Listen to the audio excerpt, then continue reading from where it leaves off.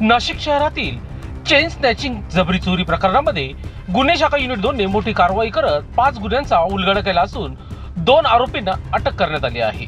Nashik police आयुक्त संदीप कर्णिक यांच्या मार्गदर्शनाखाली शहरात वाढलेल्या चेन स्नॅचिंगच्या घटनांवर नियंत्रण मिळवण्यासाठी विशेष मोहीम राबविण्यात आली होती। दिनांक 5 एप्रिल 2026 रोजी रात्री 8 वाजेच्या सुमारास इंदिरानगर परिसरात फिर्यादी महिला पायी जात असताना मोटरसायकलवरून आलेल्या 2 अज्ञात इसमांनी त्यांच्या गळ्यातील सोन्याची चेन जबरदस्तीने हिसकावून पळ काढला होता।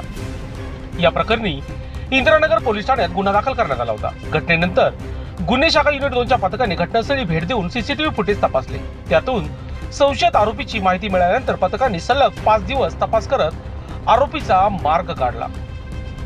दरम्यान गोपनीय माहितीच्या आधारे सातपूर ITI परिसरात सापळा रचून 2 आरोपींना अटक करण्यात आली आहे। यामध्ये भूषण अनिल शिरसाट वय वर्ष 28 राहणार सातपूर नाशिक, आशिष योगेश भाडेकर वय वर्ष 25 राहणार सातपूर नाशिक।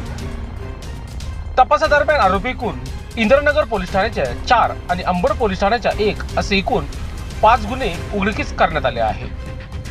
पोलिसांनी आरोपीकडून सोन्याचे दागिने, सोन्याची लगड, 4 मोबाईल फोन, गुन्ह्यात वापरलेली मोटरसायकल, मारुती सियाज कार असा मुद्देमाल जप्त केला आहे।